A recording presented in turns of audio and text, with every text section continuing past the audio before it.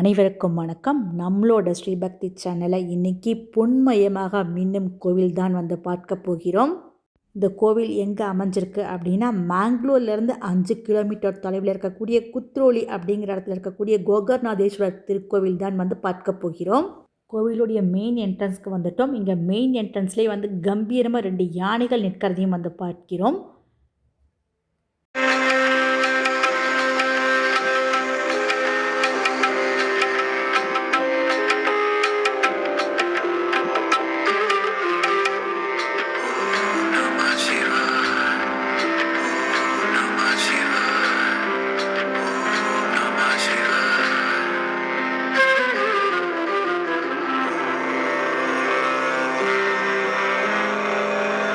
கோயிலுக்குள்ளே நுழைஞ்சோடனே நம்ம ஒரு பொன்மயமான சன்னதி பார்க்குறோம். இங்கே ரொம்ப இயற்கை அழகோட சிவபெருமான் தன்னுடைய குடும்பத்தோடு அமர்ந்திருக்கக்கூடிய அதி அற்புதமான காட்சியை பார்க்குறோம்.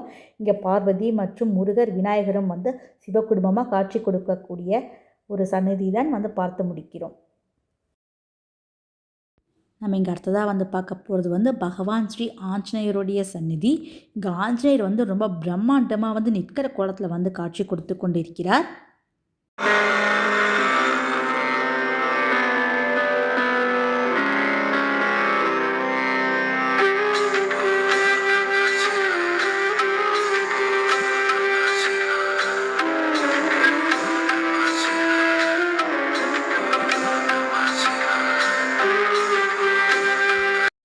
அடுத்ததாக இந்த கோயில் இருக்கக்கூடிய பிரம்மாண்டமான ராஜகோபுரம் பார்க்கிறோம். இந்த ராஜகோபுரம் 5 நிலைகளோடு இருக்குது.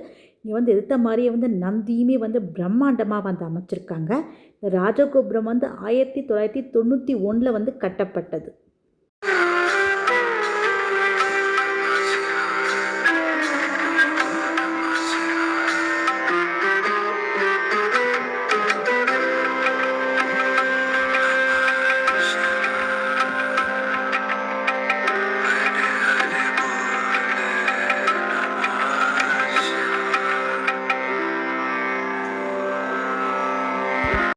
இந்த கோயில் இருக்கக்கூடிய மூலவரான கோகர்நாதேஸ்வரர் தான் தரிசனம் பண்ணுகிறோம். இங்கே அம்பாள் அன்னபூர்ணி தங்கத்தாலேயே செய்யப்பட்டவங்க. ரொம்ப விசேஷமான அன்னபூர்ணி இந்த அம்பாள். அடுத்ததாக இந்த கோவிலையே தனி சன்னதி கொண்டுள்ள ஷிரடி ஸ்ரீ சாய்பாபா சன்னதியும் பார்க்க போகிறோம். ரொம்ப பிரம்மாண்டமாக இங்கே சாய்பாபா சன்னதியுமே அமைச்சிருக்காங்க.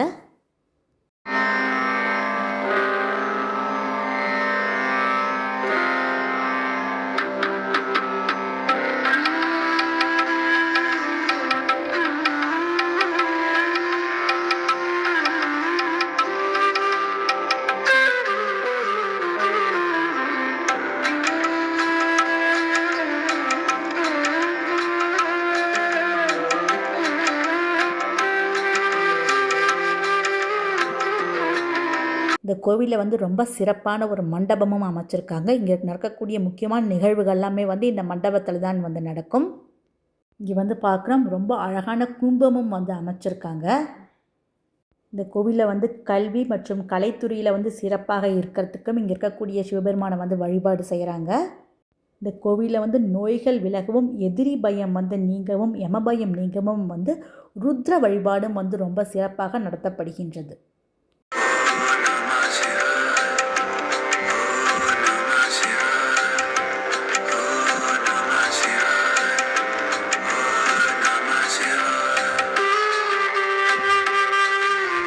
அடுத்ததாக இந்த கோவிலில் இருக்கக்கூடிய கிருஷ்ணருடைய தனி சன்னதி தான் பார்க்கிறோம். இங்கே தனி சன்னதியோட மெயின் என்ட்ரன்ஸில் கிருஷ்ணர் பார்த்தசாரதி கோலத்தில் ரதம் போற்ற அழகான காட்சியும் பார்க்கிறோம். இங்கே அர்ஜுனனுக்கு அவர் கீதோபதேசம் பண்ணக்கூடிய அழகான தத்ரூபமாக இந்த சிலையும் அமைச்சிருக்காங்க. இந்த கோவில் தனி சன்னதியில் கிருஷ்ணர் புல்லாங்குழலோடு இருக்கக்கூடிய அழகான காட்சியும் பார்த்து கொண்டே இருக்கிறோம். அடுத்ததாக நம்ம பார்க்க போகிறது இந்த கோவிலில் அமைஞ்சிருக்கக்கூடிய ரொம்ப அழகான தங்க ரதம். இது விசேஷ காலங்களெல்லாம் இங்கே ரதத்தில் சுவாமி பவனி வருவார்.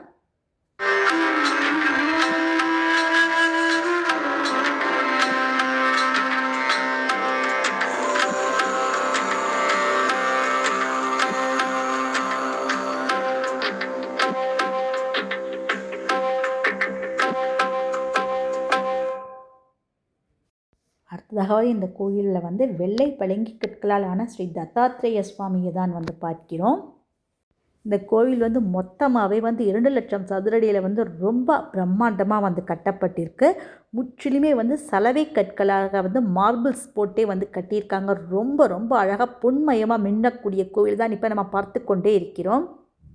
இந்த கோவிலில் வந்து எல்லாரும் வழிபடுற விதமாக வந்து அமைச்சிருக்காங்க. ஜாதி மத பேதம் இல்லாமல் வந்து எல்லாரும் இங்கே இருக்கக்கூடிய சுவாமியை வந்து வழிபடுறதுக்கோசரமே அமைக்கப்பட்ட கோவில்.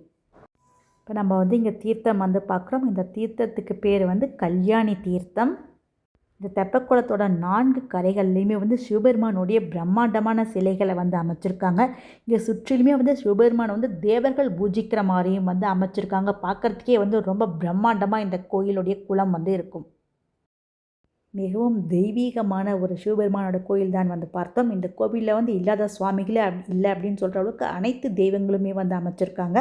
இந்த கோவில் வந்து கண்டிப்பாக மேங்களூர் வந்தீங்கன்னா வந்து பாருங்கள். நம்ம ஸ்ரீபக்தி சேனலையும் வந்து கண்டிப்பாக லைக் பண்ணி சப்ஸ்கிரைப் பண்ணுங்கள். இந்த வீடியோ பார்த்த அனைவருக்கும் மிக்க நன்றி.